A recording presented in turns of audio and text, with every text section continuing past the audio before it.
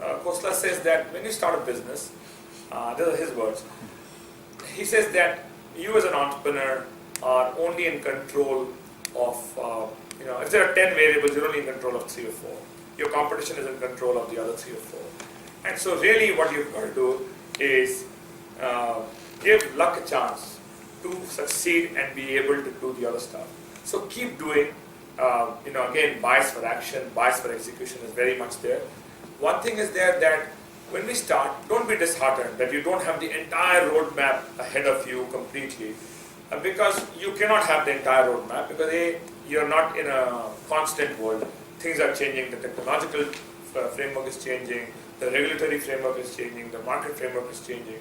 So continue to do different things, try, fail fast, but I wear glasses, I've been wearing glasses for many years, and I always use a ophthalmological analogy to say, when I go to a doctor, it's like I say, I don't know, I can't see well, and he gives me a prescription. So those who've gone through an eye test, they know doctor tries and says, is this better, is this better, is this better? And finally you say, voila, I see now well. Clarity. Right? So try, do that thing. Don't wait not to do anything because you don't know what to do. Try many things. And again, if you have belief in what you've thought, definitely go ahead with that. Single entrepreneurs is one thing, but if you have a team, carry all your team together. Team gives you disproportionate amount of strength. Do not poo-poo that. There's a very big value in that. My own experience has been the valuations that we've got, the strength we've got, is through the team. So the teamwork is very, very essential. When we look at business plans, actually, we look at only 2 things, frankly. We look at A, the team. How good is the team? I seldom actually look at Excel spreadsheets because the Excel spreadsheets can be manufactured, and everybody is very creative on Excel spreadsheets. So I don't look at this thing, but I look at a team. And of course, we look at the sector. We look at the sector. Now, does the sector have in itself some disruption? Is there something that is happening that is changing the way things are happening?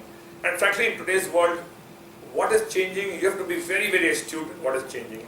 I don't know if you have read the famous case in Rio, the car wash industry, where they found out that over a very short period of time, the car wash industry went through a 50% decline.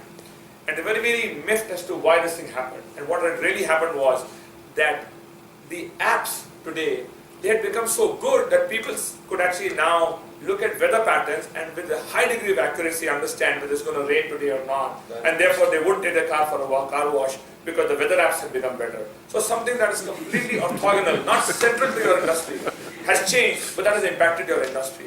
So keep your eyes open because you don't know where competition is going to come from today, not necessarily from your own industry.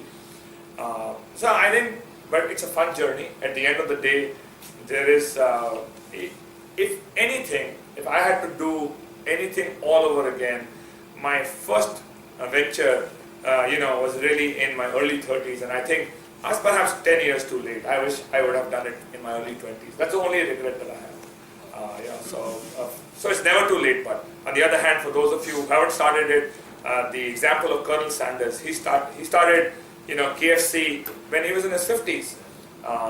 So there is never a late moment, but start early today. Do it now. There's never a better time than today.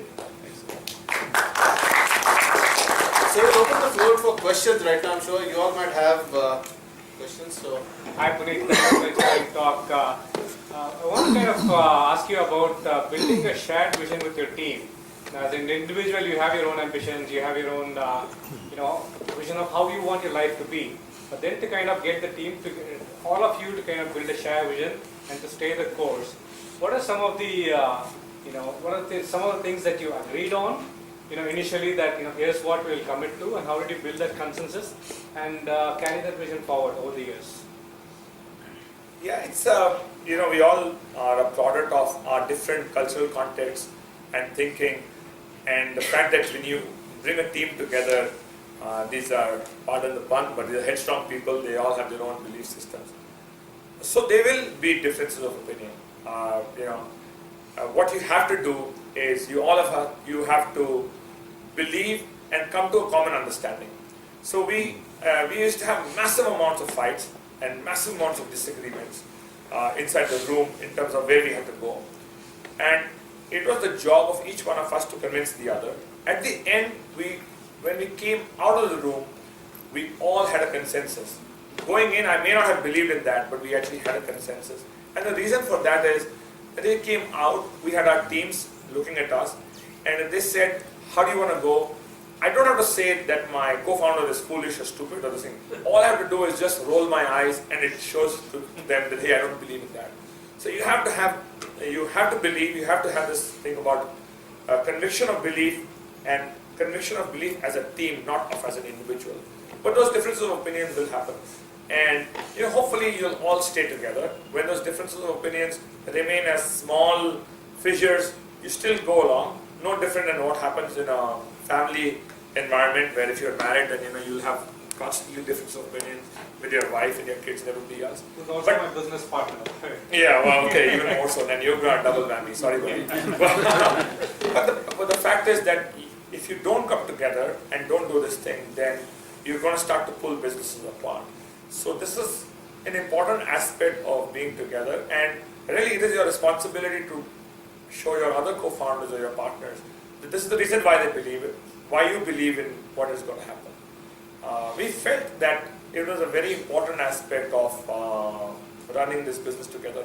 One of my co-founders used to be the co-founders of HCL, Arjun Malhotra, and they had 6 co-founders when they started HCL.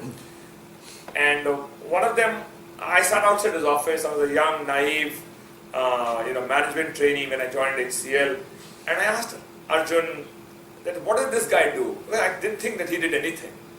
And he was not a savvy financier. He was not a savvy strategier. He was not a really smart super salesman. So we were wondering, what did he do? And he said that the value that this person brought was that he kept the entire team together. He said the 6 of us, we would have disbanded a long time ago. So do not undermine that. Because together we were there for such a long period of time. Otherwise we would have disbanded. The company started in 77, HCL, and he said we would have disbanded a long time before that.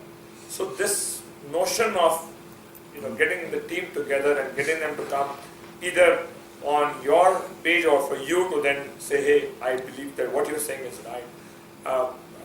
Do spend a lot of effort and time in that. The span is still together? Yes, that's why we're all together. We've been together, the same people who are in Solmark. And 2 more people into the process. Yes. So our CFO, besides the span, our CFO, he's on board, and one of the guys who actually ran our sales organization, he's also with us. So we've expanded, but span has been together. In fact, we started together as colleagues, we became friends, and it's now that it's a multi-generational friendship where our kids have grown up together, and our parents have become friends because over a period of time we've all gotten together. So it really is one large happy family. Yeah. How's been your experience in Solmark when you're talking about taking the majority stake? So, do you face any reluctance from the founders and entrepreneurs?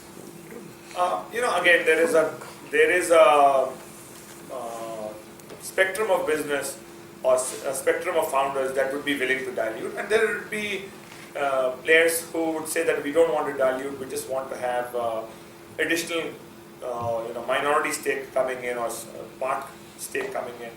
So it's a choice that you make, that you don't want to. It may be a very good asset, but because if that's the philosophy of the fund, then we kind of give that as a pass, and we'll turn it over to some of the other PE players who don't have this restriction or who don't have this philosophical barrier in their mind that they would be willing to take a minority stake or a part stake in that.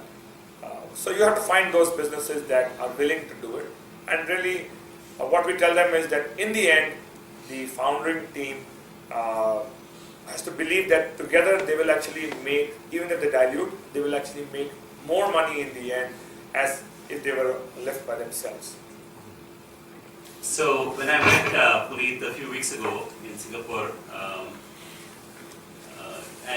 little did I expect that I'll get to see him again and hear his story.